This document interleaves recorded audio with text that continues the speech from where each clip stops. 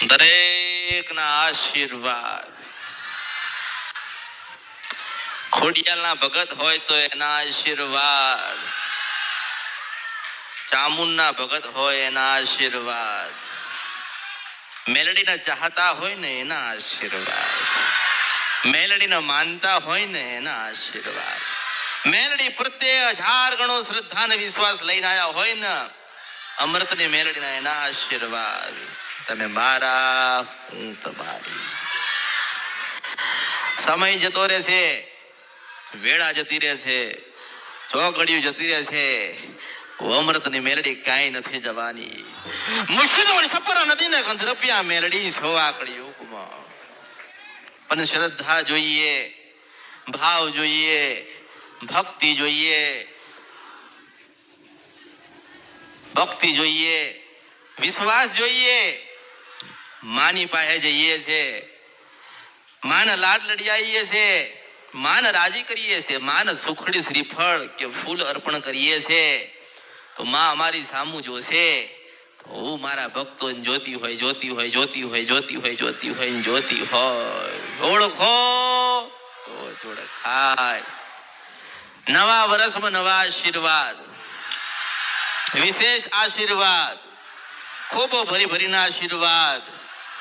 જૂના હોય એના આશીર્વાદ, નવા હોય એના આશીર્વાદ, બેઠ્યા હોય એના આશીર્વાદ, આવતા હોય એના આશીર્વાદ, આગળ બેઠ્યા એના આશીર્વાદ, પાછળ બેઠ્યા એના આશીર્વાદ, ઘરે બેન સાંભળે એના આશીર્વાદ, પરદેશમાં મન સાંભળે એના આશીર્વાદ.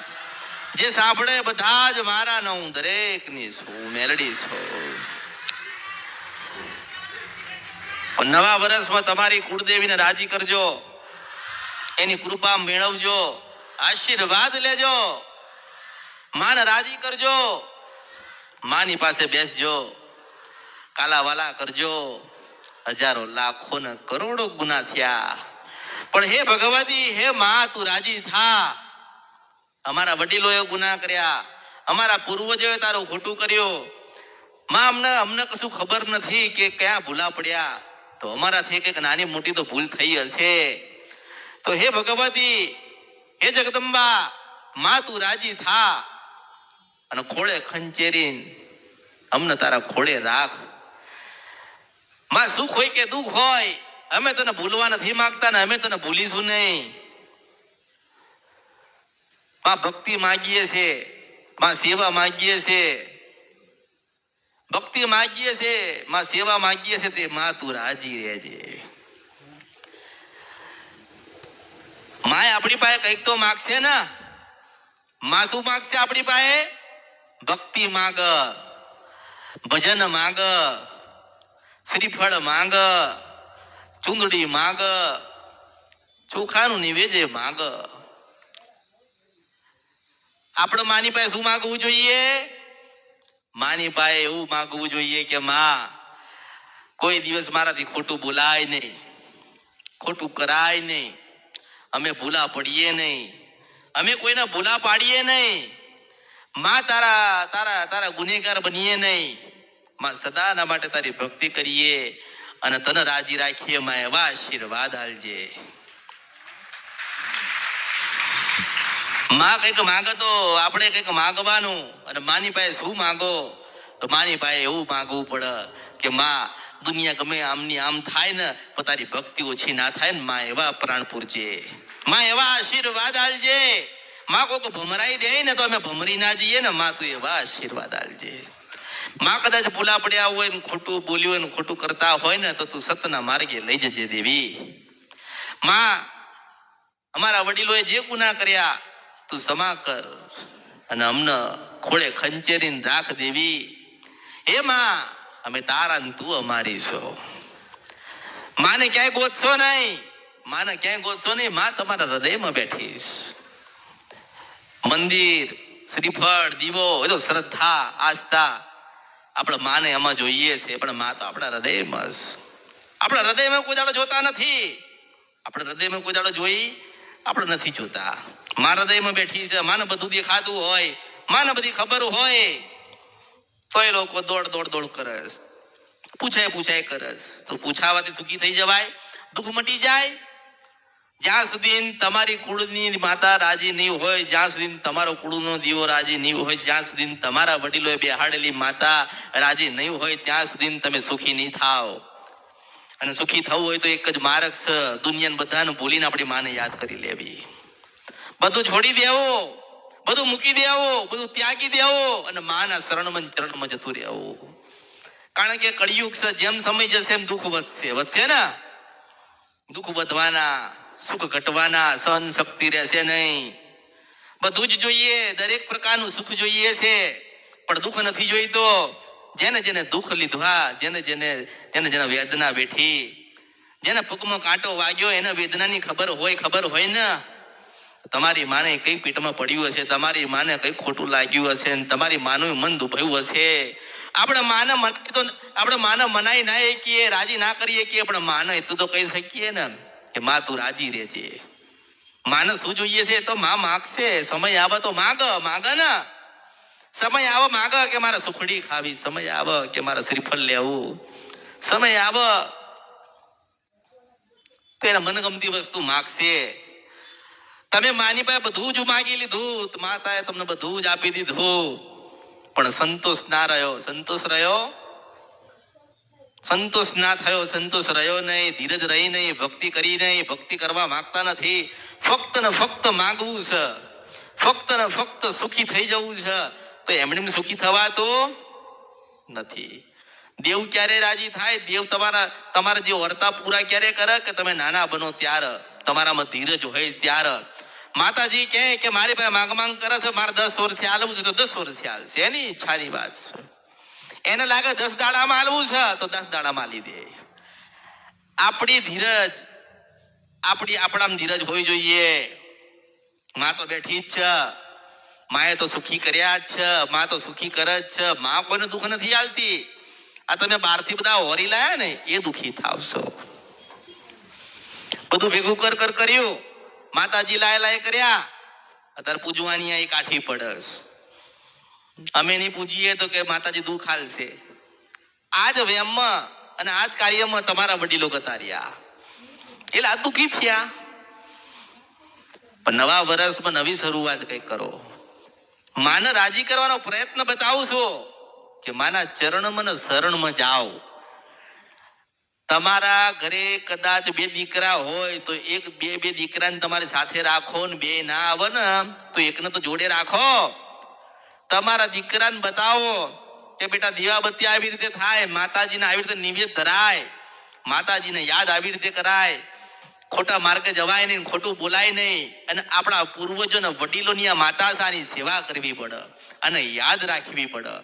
દુનિયામાં 7 દરિયા પાર જાઓ ને તો બેટા હું હોય કે ના હોય, તમારી માને તમારા હૃદયમાં લઈને જજો. આવું શીખવાડવું પડે. પણ દીકરા સાથે રહેતા નથી. માન બાપ લાગ્યા દીવાબત્તી કરવામાં, જોવડાવ, પેલાના ઘરે જાય ને એમના ઘરે કોકને લાવ. પણ શરૂઆતથી તમારા બાળકોને એવો તમે એકડો ઘૂંટાડો કે 100 સુધી જતા એને તકલીફનો વાર ના લાગે. હું મેળવીશું.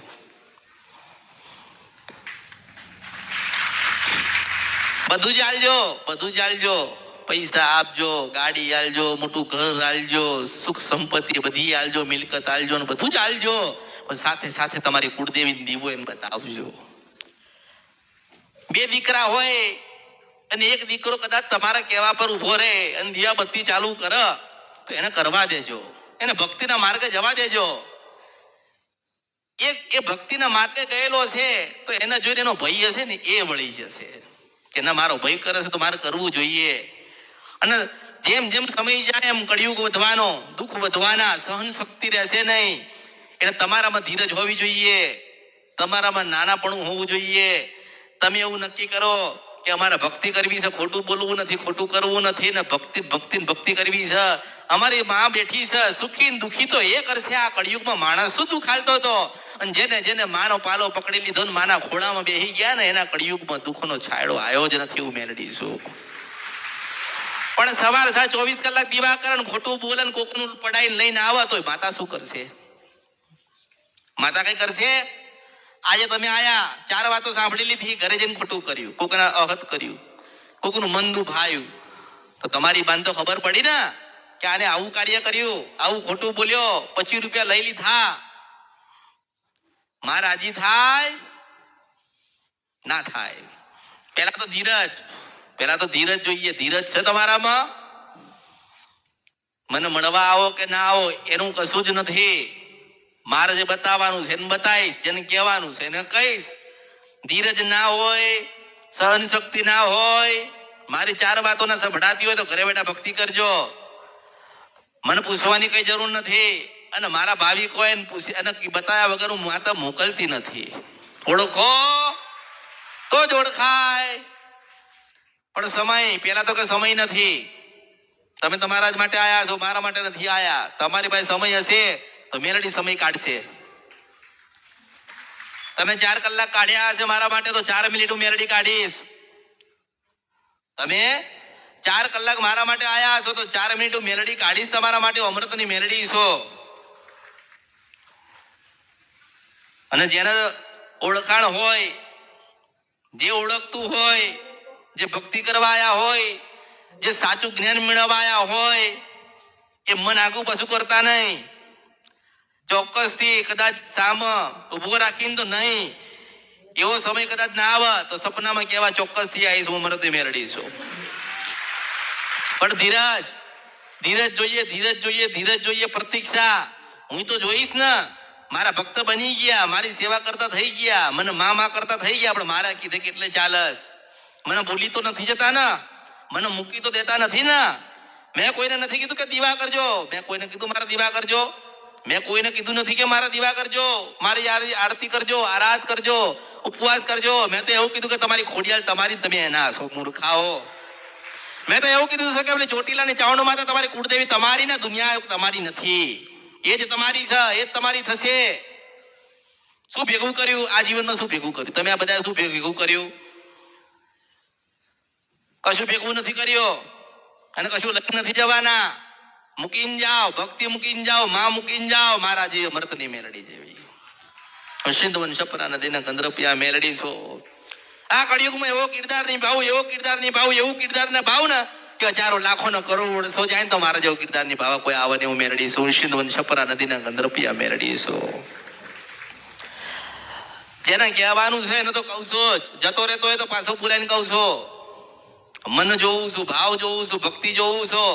ખાલી પૂછવા આયા છો તે ભક્તિ ના કહેવાય, સ્વાર્થ કહેવાય. શું કહેવાય? સ્વાર્થ.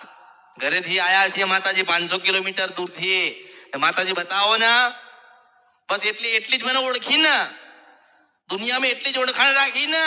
પણ ના, માતાજી અમે આવીએ જ છે, બેસીએ જ છે, જ્યારે સમય મળે ત્યારે દર્શન કરીએ જ છે. તે અમને માતાજી ઉપર, પૂરો અમૃતની મેલડી ઉપર હજાર અને કરોડો લાખો ટકા વિશ્વાસ છે કે આજ ને તો કાલ અમૃતની મેલડી અમને કઈક કહેશે. તો હું મારા ભક્તને નિરાશ નથી કરતી, હું તો બતાવું છું. પણ જાણ્યા પછી શું થાય? ભૂલી જાય, માતાજીને ભૂલી જાય. મેં દીવો બતાવી દીધો, મેં નિવેદ્ય બતાવી દીધા, મેં મઠ મંદિર તમને ગોતી આલ્યા, તમે માતાજીના શરણમાં ગતા રહ્યા. પણ તમે વિચાર કરો, તમારું સારું કરવાનું હતું ને તારા અમૃતની મેલડીની જરૂર પડી હતી ને. દુનિયામાં લોકો કહે છે કે અમે 500 ભૂવા કર્યા ને 1000 જગ્યા જઈને આયા છીએ. પણ માતાજી તમારે જેવું કોઈ બતાવ્યું નથી ને. હું તો એ જ કહું છું કે મારા જેવું કોઈ બતાવે નહીં, એક હું મેલડી છું. તમારા ધીરજ હોવી જોઈએ. આ 500 જગ્યાએ ગયા, જોવડાયું, બાધન મૂળાન માનતા લીધી. કોઈ કે 2 મહિનાની મુદત લો, 2 મહિના પછી આપણે 3 મહિના પછી 4 મહિના કે 6 મહિના પછી આપણા વાત આપણે ઉકેલું છો. એટલે 6 મહિના તો ત્યાં ધક્કા ખાતો જ હોય માણસ. 6 મહિના તો દોડ કરતો જ હોય. પેલો મુદત ઉપર મુદત, કશું મેળ પડે નહીં. પછી 2 વર્ષ થાય એટલે ભટકેલો રખડેલો માણસ મારી પાસે આવે અને કે માતાજી હું તો બધે ફરીને આવ્યો. આરા તે મને ઓળખી જ નથી, એટલે કહું છું ઓળખો ને તો ઓળખાય. આ કળિયુગમાં અમૃતની મેલડીની ઓળખાણ બધી અલગ છે. હું અજાબી જાદુગર મેલડી છું, બનાવવાનું મારું કામ, બનાવી નાખું મેલડી છું. આ કળિયુગમાં મારા ભક્તોને આલવું છે ને સુખી કરવો છે તો દુનિયામાંથી લઈને મારા ભક્તને આપી દઉં. મારો ભક્ત મને નથી ઓળખી શકતો, એના મેલડીની સાચી મેલડીની ઓળખાણ નથી, સાચી માતાની ઓળખાણ નથી, એટલે દુખી થાય, ફર કર. અમે તો મેરડીમાંના ઉપવાસ કરીએ છીએ અને મેરડીમાંના બહુ માનીએ છીએ, પણ મેરડી કોણ છે એ તો પેલા સમજો. હું અમૃતની મેરડી છું, એને મને યાદ કરીને હું ભગવાનના ઘેરથી આવી છું ને રચના રચ્યા વગર જતી રહું ભગવાનના ઘેર તો મારા અવતારમાં ખોટ પડ્યો કહેવાય. હું મેરડી છું. ઓળખો. હજુ માણસ ઓળખશે નહીં તો દુઃખી થશે. શું થશે? માણસ હજુ સમજશે નહીં તો દુઃખી થશે. પેલા તો ધીરજ જોઈએ. હું તો ધીરજ, જેની પાસે ધીરજ હોય ને એની પાસે અમૃતની મેલડી હોય. મારે બતાવું છે તો હું ખોડિયાના રૂપમાં આવું, મારે બતાવું છે તો મોમાઈના રૂપમાં આવો, મારે બતાવું છે ચાઉંડ માતાના રૂપમાં આવો, મારે બતાવું છે તો હું જોગણીના રૂપમાં આવો, મારે બતાવું છે તો હું મેલડીના રૂપમાં આવું. હું ઈચ્છાની રાજા છું. મારી ઈચ્છા થાય તો વાત કરું, મારી ઈચ્છા થાય તો બતાવું છું. હું ઈચ્છા વાળી મેલડી છું. મારી ઈચ્છા થાય કે આના કરોડપતિ બનાવો છે, રોડપતિ છે, તો એના ખરોડપતિ બનાવવાનું મન લાગે કે ઓલો તાજમહેલ છે અને 3 વર્ષમાં પાડ દેવો છે, 3 મહિનામાં પાડ દઉં એ મેલડી છું. હું સિંધવન છપરા નદીના ગંધર્પિયા મેલડી છું. એટલે જ્યાં જતા હોય જે કરતા હોય કરો કરો કરો કરો કરો, લોકોનું સાંભળો ને દોડો અને કરો, કરતા જ રહો. પછી છેલ્લે હું યાદ આવીશ, મારી યાદ આવશે. જ્યારે સુતા હશો ને ત્યારે તમારે મને સાંભળવી પડશે. જ્યારે ખૂણામાં પડ્યા હશો ને ત્યારે ખાટલામાં રહીને મને સાંભળતા હોય. ઘણા માણસ મને સાંભળતા હોય, પછી નક્કી કરે કે આ વખતે તો આ જગ્યા ઉપર જવું, પણ મારી ઈચ્છા નથી તને નહીં લઈ આવું, તને બીજે જ મોકલો. કારણ થોડું ફરો, ચરો, બારનો અનુભવ લો. બાર શું ચાલે છે, શું બતાવે છે ને શું કરાવે છે, એ બધા નવરા થઈ જાવ ને, આવ ભિખારી થઈ જાવ ને, આવ માગતા થઈ જાવ ને, પછી મારા ચરણ ને મારા શરણમાં આવજો. અને પાછા જો રાજા ના બનાવું તો મારું નામ મેળવી. વાતો તો બધાએ કરી ને, બધાએ વાતો કરી. વાતો કરવામાં કશું નથી, બનાવો ને એનું નામ મેલડી. અને કળિયુગ બનાવીને આપતી હોય અને સત્યના માર્ગે લઈ જતી હોય, ભગવાન બતાડતી હોય, ન્યાય કરાવતી હોય. ધર્મરાજાના પાઠો પર તો દુનિયાએ ન્યાય કર્યો, પણ હું શંકર ભગવાનના પાઠો પર ન્યાય કરું છું. મેલડી છું. પ્રથમ